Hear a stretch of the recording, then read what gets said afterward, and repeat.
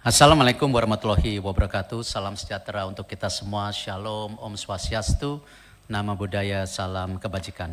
Tentu sesuai dengan beberapa pemikiran periode yang lalu dari pimpinan Komisi 6 dan tentu wakil pimpinan Komisi 6. Dan tentu terakhir kita juga melakukan diskusi, maka memang kita coba remapping daripada kebijakan BUMN ke depan. Yang dimana diawali waktu itu kita fokus kepada restrukturisasi dan juga bagaimana melakukan perbaikan untuk pendapatan negara, di mana salah satunya saya ingat pimpinan Komisi 6 waktu itu memberi highlight yang selama ini PMN atau suntikan BUMN itu walaupun 90% itu merupakan penugasan, tetapi banyak dibiayai oleh tentu negara menerbitkan surat utang baru. Tetapi dengan progres yang sudah dicapai 5 tahun terakhir, kita bisa lihat bagaimana antara dividen dan PMN sekarang jauh lebih tinggi. Artinya apa? Suntikan-suntikan kepada BUMN sendiri sudah dapat dibiayai dari dividen itu sendiri. Nah, karena itu ada 3 poin yang saya rasa memang kita akan fokus ke depan, yaitu 1, penugasan BUMN, bagaimana memastikan mendukung ekonomi kerakyatan, nanti saya jabarkan. Lalu kedua, pembangunan berkelanjutan melalui proyek strategis nasional, ini mendukung pertumbuhan ekonomi yang tentu kita bisa lihat bisa lebih baik. Karena kita sendiri kalau kita lihat pernah juga mengalami pertumbuhan hampir 7% lebih itu di tahun 90-an. Dan kemarin pada saat setelah COVID pun kita bisa tumbuh 7%. Jadi artinya pernah ada track record itu, jadi bukan sesuatu yang memang di awang-awang. Lalu yang ketiga, bagaimana kembali tetap memasukkan kontribusi terhadap pendapatan negara. Kita bisa lihat bagaimana 92% pembiayaan kredit usaha rakyat dilakukan oleh bank-bank BUMN dengan nilai hampir 1.000 triliun lebih, sedangkan 8% sisanya oleh bank swasta dan lainnya.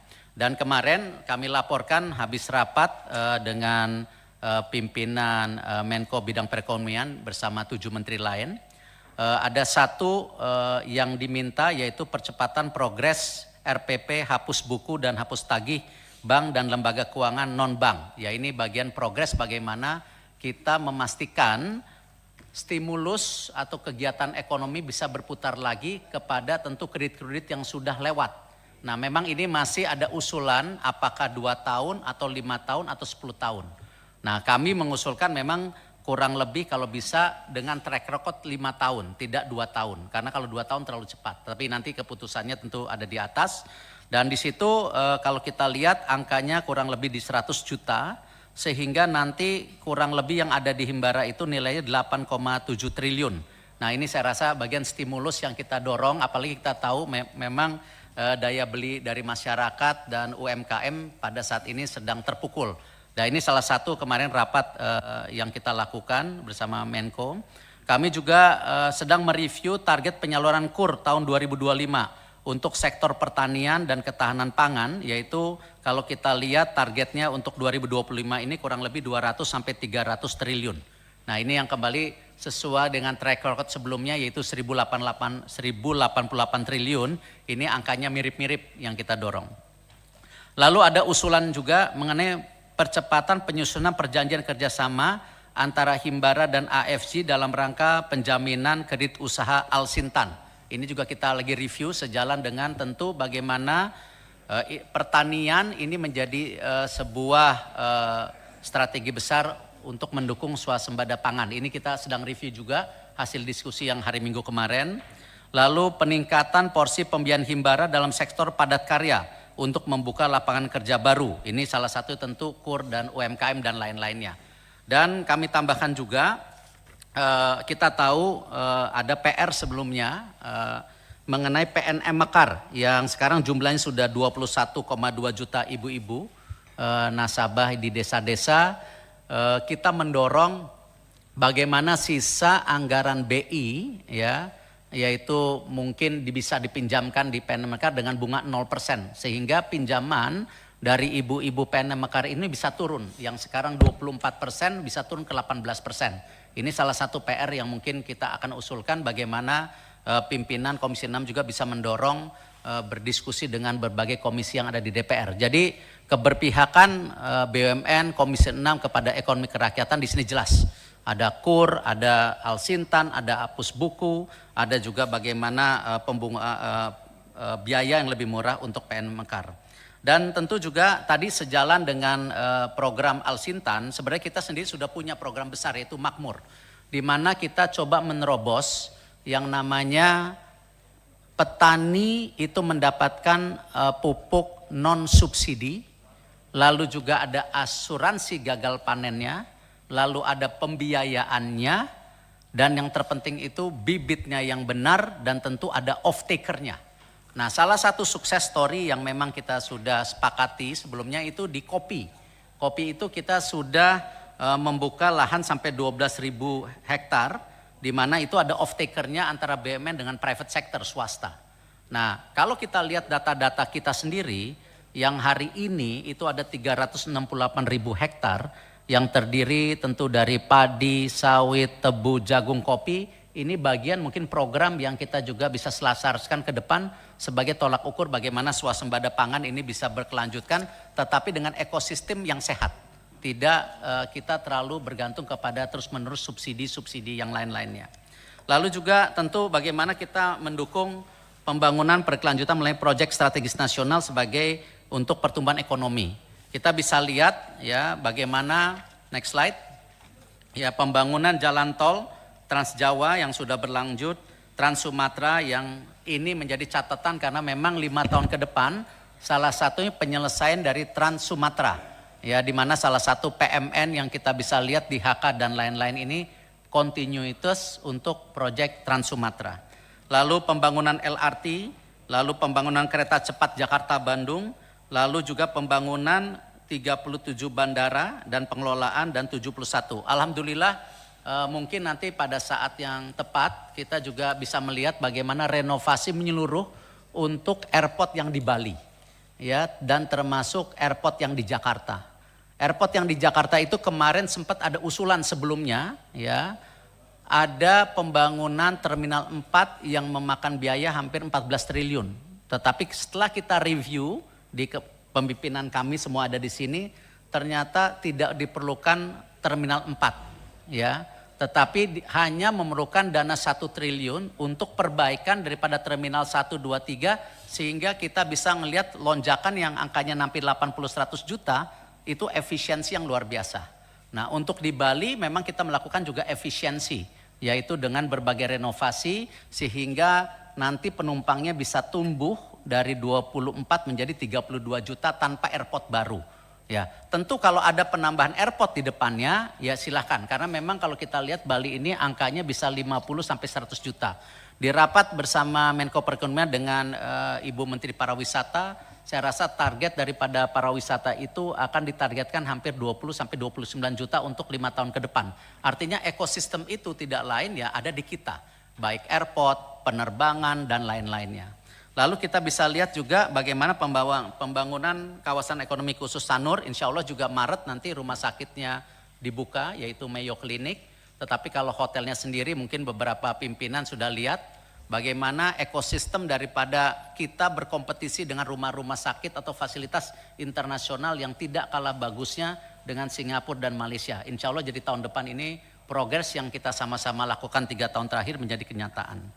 Lalu kita juga terus mendukung sesuai dengan program hilirisasi yang berkelanjutan. Kita bisa lihat kita sekarang sudah mempunyai ya pemurnian konsentrat tembaga single line terbesar di dunia. Ya, kita lihat sekarang kita sudah mulai bisa reserve ya 50 ton emas per tahun. Artinya kalau kita lihat reserve cadangan emas Indonesia ini nomor 6 terbesar di dunia.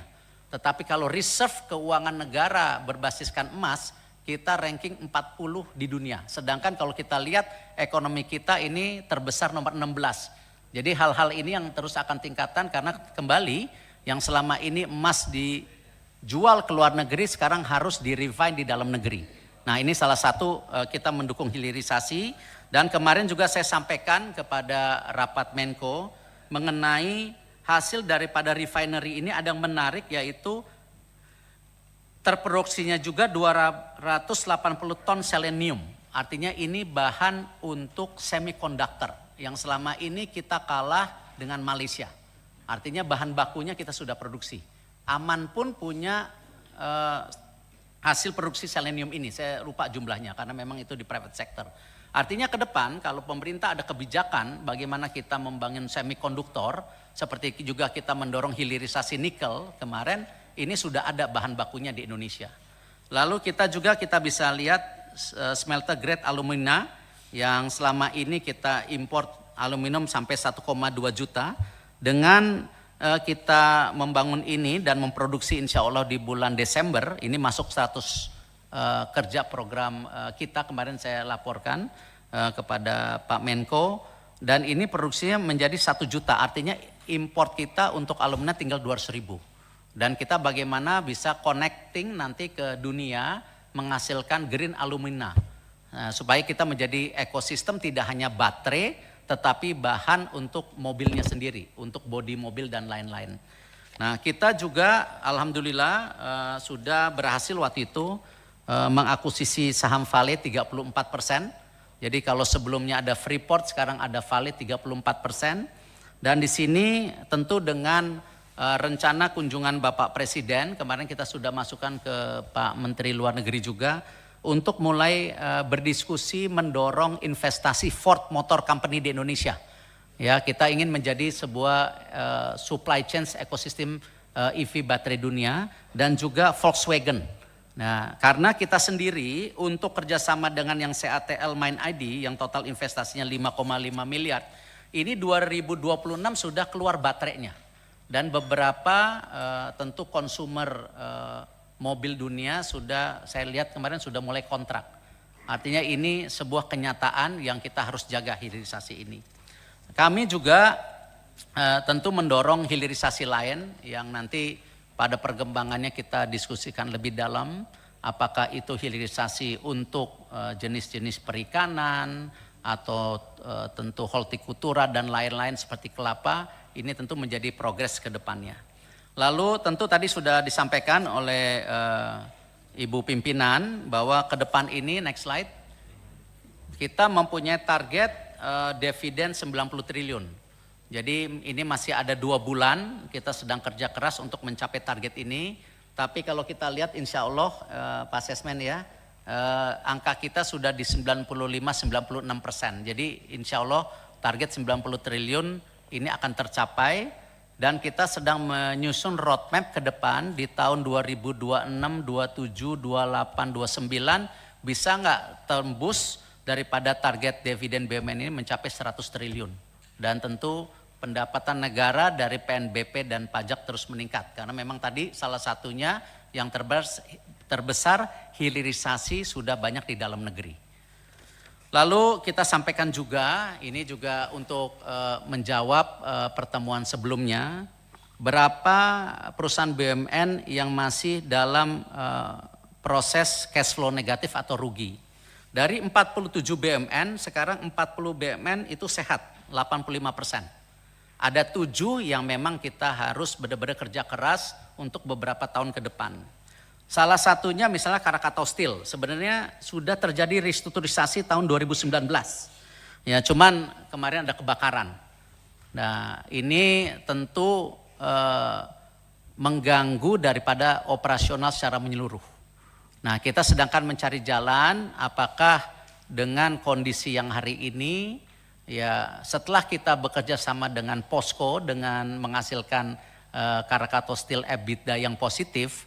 Nah, yang kebakar ini apa perlu dikerjasamakan juga? Ini kita sedang coba mencari jalan. Lalu Bio Farma sendiri, ini sebenarnya ada empowerment daripada vaksin. Karena waktu itu memang kita ditugaskan beli vaksin sebanyak-banyaknya untuk dipastikan.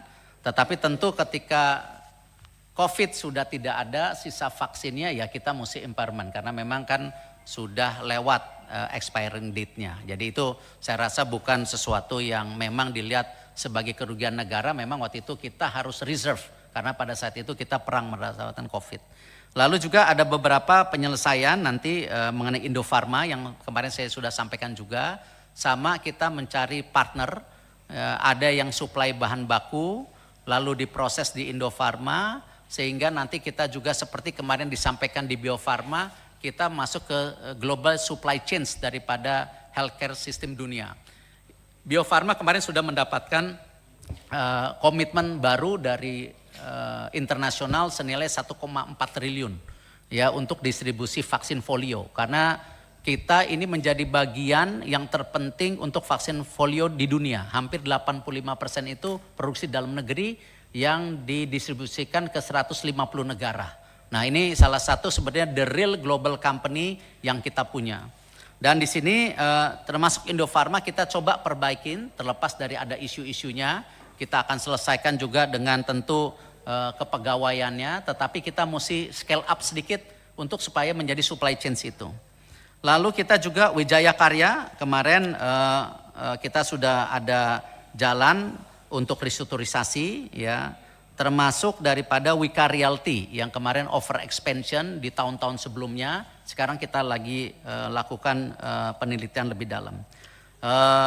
Waskita Karya kemarin alhamdulillah sudah tanda tangan restrukturisasi senilai 26 triliun dengan 21 kreditur, dan kita terus Wijaya Karya dan Waskita Karya ini kita sedang menunggu surat persetujuan dari Bapak Menteri PU ya, bagaimana kita bisa konsolidasi dari 7 karya menjadi 3 sehingga lebih sehat lagi tentu kondisi karya-karya ini. Lalu Jiwasraya saya rasa progresnya baik ya, tinggal proses likuidasi. Lalu juga Perumnas ini kemarin kita sudah duduk rencana di dalamnya di internal Kementerian BUMN kita sudah duduk bahwa untuk bisnis model Perumnas ke depan tidak lagi landed house, tetapi juga mesti bertingkat. Karena kita bilang dari komposisi lahan di Indonesia ini kan kita ketahui memang 70% laut, 30% tanah. Dengan jumlah penduduk kita yang akan tembus 315 juta, ya tidak mungkin progres perumahan ini kita membangun terus yang landed house. Artinya tidak cukup tanahnya. Apalagi kita lihat kita sendiri akan membangun industrial ya, juga saat bersamaan juga perkebunan, perhutanan dan lain-lain. Nah, ini strategi ini Perumnas kita dorong, dan sebagai catatan ke Perumnas juga kita minta tidak ada lagi penugasan dari pemerintah daerah tanpa komitmen dari pemerintah daerah tersebut. Di mana kadang-kadang kita sudah membangun rumahnya tetapi akses jalan masuknya tidak ada, akses fasilitas tidak ada, listrik dan air tidak tersambung. Ini beberapa kita lihat kondisi Perumnas seperti itu. Dan ini yang kita akan paparkan sejalan dengan tentu strategi pembangunan banyaknya rumah baru. Kita salah satunya nanti insya Allah kita akan mengundang juga pimpinan Komisi 6 dan anggota Komisi untuk melihat TOD-TOD yang sudah jadi kerjasama Perumnas dengan kereta api. Sudah ada 8 proyek yang jadi dan tingkat kelakuannya itu sampai 75%. Dan ini terjadi subsidi silang antara apartemen yang mampu dan apartemen yang bersubsidi. Ini sudah jadi. Yang ke-9 kita akan luncurkan masuk ke dalam program 100 hari. Kemarin kita usulkan, itu daerahnya saya lupa di mana, mohon maaf. Cuman Tanjung Barat rencananya. Lalu PNRI ini sebenarnya percetakan, ini karena dulu semuanya harus cetak di sini. Surat-surat negara, sekarang tentu dengan terbukanya ya market, tentu ini mulai kalah bersaing. Ini yang salah satu nanti kita akan restrukturisasi seperti apa mengenai PNRI. Tentu sejalan dengan yang disampaikan, kita terus mengkonsolidasikan BUMN yang ada di kita. Diawali di tahun 2019 itu ada 24 BUMN, total BUMN sendiri ada 114. Ini yang kembali waktu itu saya tawarkan ke pimpinan Komisi 6 dan tentu wakil daripada rakyat anggota Komisi 6, bahwa banyaknya BUMN itu tidak mencerminkan kesehatan sebuah usaha. Bahkan kadang-kadang sinergisitas ini justru membunuh daripada pengusaha daerah dan private sector. Nah, tinggal bagaimana kita sinkronisasi di market yang terbuka ini peran BUMN seperti apa. Dan sejalan dengan itu kita turunkan total klasternya dari 24 menjadi 12, lalu dari 114 BUMN menjadi 47, dan sekarang ke depan menjadi 11 klaster dan 30 BUMN. Kita bisa lihat sekarang yang kita coba klasterisasi, ini ada energi, Pertamina PLN, Pangan PTPN Pupuk Indonesia dan Bulog. Kita sedang mengusulkan PTPN untuk merger dengan Perhutani sehingga kita punya luas lahan 2,2 juta hektar, sehingga kita bisa memetakan kembali mana yang mendukung swasembada pangan. Ya, kita tahu kita mau swasembada gula, tetapi lahannya tidak cukup. Nah, ini yang kita harus remapping. Apalagi beberapa industri ya memang sudah mulai kalah bersaing. Nah, ini yang kita coba lakukan untuk progres-progres seperti itu. Kesehatan itu Bio Farma tadi sudah kita sampaikan. Ya, di situ ada Kimia Farma, Indofarma. Kita sedang juga melobi apa mungkin ya rumah sakit yang sudah kita mergerkan itu sudah jadi satu dipindahkan ke bawah Indofarma, Bio Farma, supaya ini menjadi sebuah sistem healthcare antara apotek, produksi dan juga rumah sakit, sehingga kita memaksa seluruh rumah sakit kita menggunakan obat-obat dalam negeri, tidak import lagi. Nah, ini salah satunya. Cuman ini roadmap yang nanti kita terus dorong, berhasil atau tidaknya tentu konsekuensi dengan kita coba restrukturasi dan lain-lain.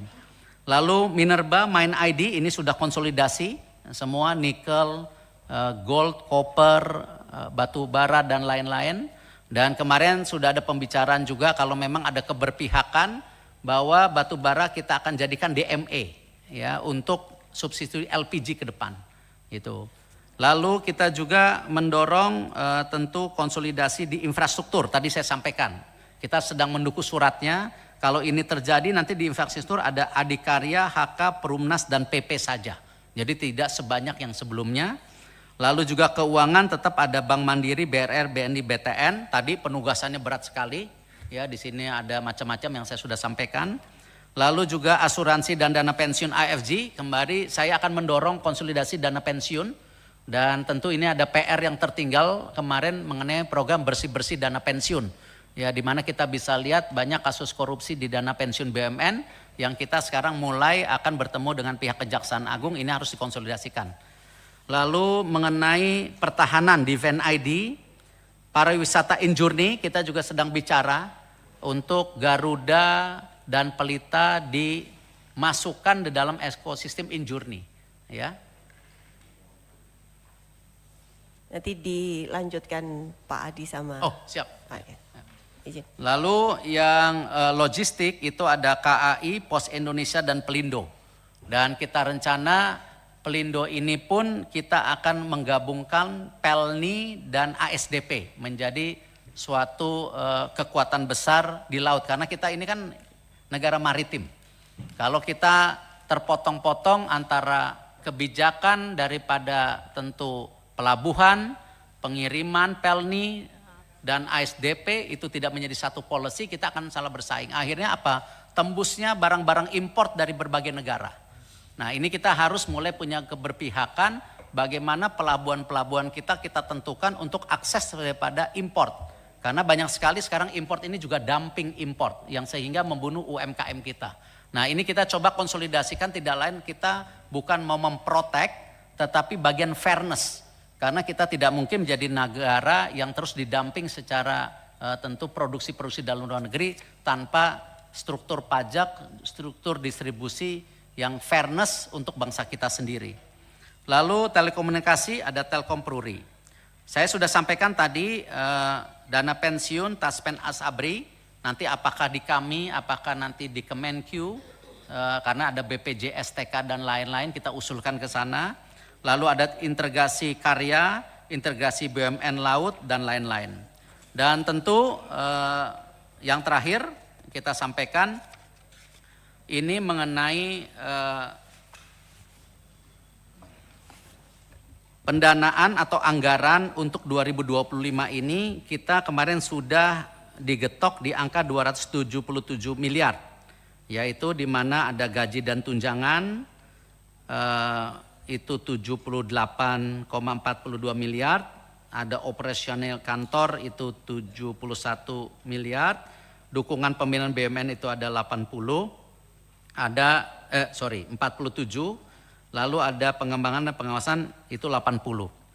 Nah, memang terus terang dengan anggar 277 ini, dengan kemarin dari Menpan RB ada struktur yang baru, itu kita ditambahkan 3 deputi. Nah, ini yang kita sedang nego juga, tidak mungkin kami dananya cukup. Ya, karena ada penambahan atau sementara kita memakai struktur yang ada sampai kita ketemu pendanaan yang cukup kepada kami. Karena selama ini pun kami dengan efisiensi yang kita lakukan kita bisa berjalan. Nah cuman ini kita sedang progres ke Menpan RB karena kita tahu kemarin semua anggaran saya rasa memang pada saat ini belum bisa diajukan sampai ada keputusan berikutnya. Nah ini juga yang kita sampaikan, tentu terima kasih atas dukungan Komisi 6 selama ini, di mana kita bisa lihat progres kita terus meningkat secara dividen, dan ke depan tentu masalah pembiayaan juga harus diseimbangkan karena tidak mungkin dividennya naik tetapi kosnya terus menurun. Ini menyulitkan kami untuk beroperasi. Dan yang terakhir tentu ini yang kita coba lakukan, ini slide terakhir izin, bahwa dengan perubahan yang terjadi di dunia, kita coba membangun, mengagregasi daripada menjadi pelopor ekonomi hijau.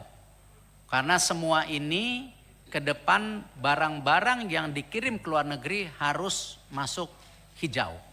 Nah karena ini saya ada wamen baru tugasnya ESG, saya tahu berat. Selain ada tentu Pak Doni dan Pak Tiko yang memang portfolio, izin Pak Tiko hari ini tidak hadir karena ada rapat mengenai undangan Menteri ESDM mengenai subsidi dan kompensasi listrik dan BBM.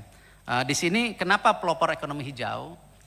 Semua produksi listrik ke depan atau energi ke depan di seluruh pabrik-pabrik atau industri estate ataupun perkebunan ini harus memakai listrik hijau. Kalau tidak, kita tidak akan bisa mengirim barang ke luar negeri. Nah di sini salah satu memang kita ingin menawarkan bagaimana konsolidasi daripada tadi demand listrik hijau sesuai dengan RUPTL yang terbarukan. Nah, kita sudah bicara dengan Menteri SDM mengenai hal ini. Lalu juga inovasi teknologi digital. Ini tidak mau sekarang dengan semua satu data kita harus migrasi ke arah satu digital system. Ya, tadi disampaikan ada KUR, ada Alsintan, ada penghapus bukuan. Ini semua nanti berdasarkan data. Ya, kalau tidak nanti ada masalah di kemudian hari. Nah, ini yang saya rasa teknologi ini kita dorong. Tentu pemimpin inklusi sosial, pendukung infrastruktur berkelas dunia sama. Kita ingin memastikan juga infrastruktur kita sekarang bagaimana punya standar yang baik dengan negara-negara lain. Apalagi di kota-kota besar seperti Jakarta dan lain-lain, memang kita harus punya standar setinggi itu. Lalu tentu hal-hal yang sudah saya jabarkan sebelumnya. Mungkin itu pimpinan, sementara untuk highlight program 5 tahun 100 hari kita juga sedang rapikan. Karena memang tadi dari rapat Menko ada beberapa hal yang perlu kita sinergikan dengan keputusan daripada policy daripada ekonomi nasional. Terima kasih. Wassalamualaikum warahmatullahi wabarakatuh.